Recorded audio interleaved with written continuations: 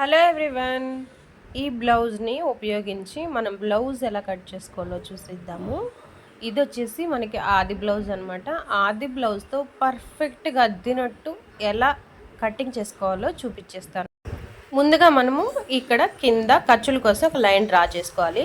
As టీజ్గా ఆది blouse ఎలా ఉందో అలా కట్ చేసుకుందాము. ఇంకా ఎక్కడ మార్పులు చేర్పులు ఏం చేయాల్సిన అవసరం లేదు.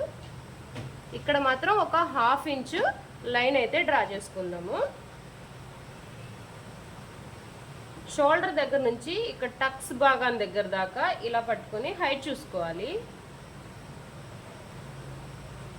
ఇక్కడ దాకా మార్క్ చేశాను కదా, ఇక్కడ పైన 1/2 ఇంచు ఎక్స్ట్రా మార్క్ చేసుకోవాలి.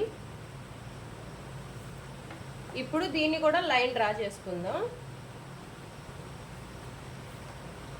ఇప్పుడు నడుము ఎంత ఉందో చూపిస్తాను మీకు. ఆది బ్లౌజ్లో నుంచి ఇక్కడ కుట్టు ఉంటుంది కదా నడుము దగ్గరికి, ఈ కుట్టు ఇలా ఫోల్డ్ చేసుకోండి. ఫ్రంట్ పార్ట్ ఏం అవసరం లేదు, ఓన్లీ బ్యాక్ పార్ట్ వరకే ఇలా ఫోల్డ్ చేసుకోండి. ఇక్కడ పెట్టేసి నడుము కుట్టు వరకు ఒక మార్కింగ్ చేయండి. ఓకే, ఇంకా ఆది బ్లౌజ్ తీసేసుకున్న తర్వాత 3 ఇంచెస్కి ఒక మార్కింగ్ చేయండి. 3 ఇంచెస్ దేనికి అంటే 1 ఇంచ్ వచ్చేసి మన టక్స్ కోసం, 2 ఇంచెస్ వచ్చేసి మనకి ఎక్స్ట్రా ఖర్చు కోసం. ఓకే, ఇక్కడ 3 ఇంచెస్ పెట్టేసుకున్నాం కదా. బ్యాక్ పార్ట్లో టక్స్ మార్కింగ్ చేస్తాం కదా, దానికోసం మనము ఇక్కడ మనకి నడుము మార్క్ చేసాం కదా, ఫస్ట్ కొలత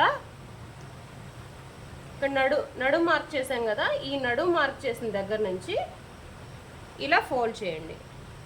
అంటే మనకి 7.5 వచ్చింది నడుము వచ్చేసి. ఇలా ఫోల్డ్ చేస్తే మధ్యలోకి మార్కింగ్ చేసుకుంటే ఇది టక్స్ పాయింట్ అని గుర్తు. ఇది ఎంత పొడవు వేయాలి అంటే కనుక, ఇది చిన్న సైజ్ బ్లౌజ్ కాబట్టి నేను ఖర్చుతో కలిపి 3 ఇంచెస్ అయితే వేసుకుంటున్నాను. ఓకే, ఇలా అయితే మార్క్ చేసుకోండి కింద నడుము దగ్గర. ఇప్పుడు చెస్ట్ మార్క్ చేద్దాము. చెస్ట్ మార్క్ చేసేటప్పుడు ఎప్పుడైనా సరే ఆది బ్లౌజ్ ఇలా వేసుకొని, ఇక్కడ చూస్తున్నారు కదా మనకి నెక్ ఎంత ఉందో సేమ్ అంతే. నెక్ వచ్చేసి ఇక్కడ 4.5 ఉంది. ఇక్కడ సైడ్ జాయింట్స్ ఉన్నాయి కదా, ఈ సైడ్ జాయింట్స్ దగ్గర 4.5 పెట్టుకోండి. ఇక్కడ 4.5, సేమ్ ఇటువైపు కూడా 4.5. ఓకే, ఈ 4.5ని ఇలా పట్టుకొని ఇలా ఫోల్డ్ చేయండి. ఓకే, ఇది మనకి ఎంత వస్తే అంత ఇలా ఇక్కడ మార్క్ చేసుకోవాలి పెట్టుకొని.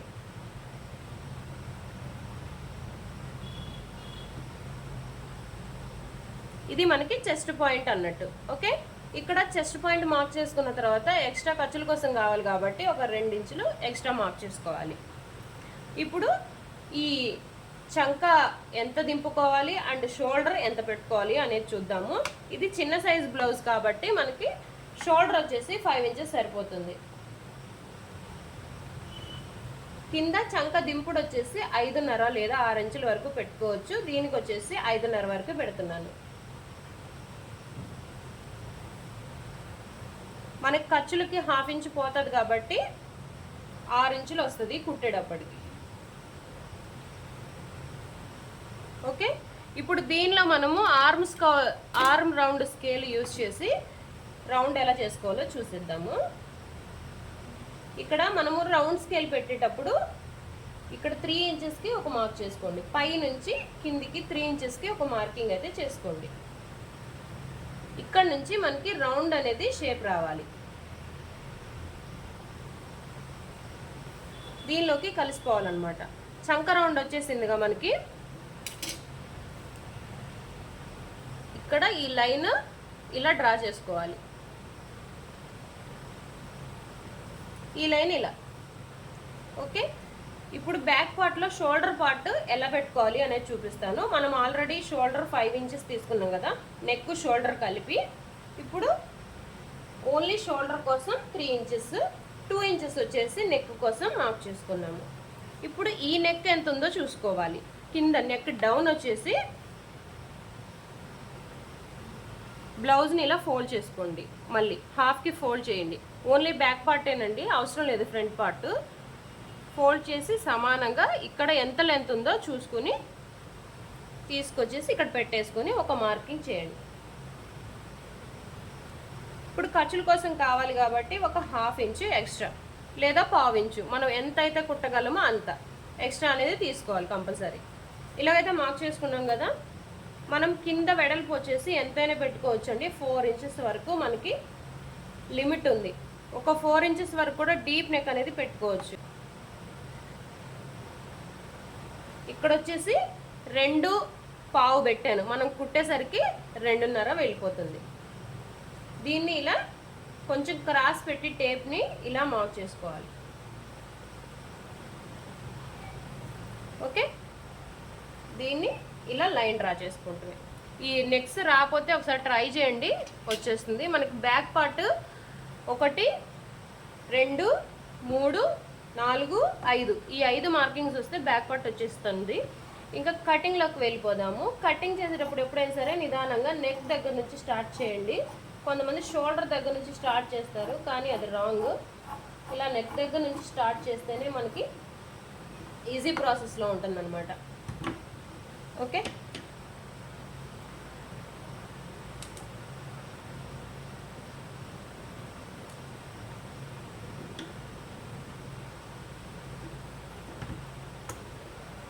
నేను ఒకసారి హైట్ చెక్ చేసుకున్నాను. ఒకసారి చెక్ చేసుకుంటే ఏం ప్రాబ్లం లేదండి. ఒకవేళ మీకేమన్నా డౌట్గా ఉంటే కూడా ఒకసారి చెక్ చేసుకోండి. కానీ ఖర్చులు మాత్రం కంపల్సరీ 2 ఇంచెస్ కానీ 1.5 ఇంచ్ కానీ పెట్టుకోవచ్చండి, ఏం ప్రాబ్లం లేదు.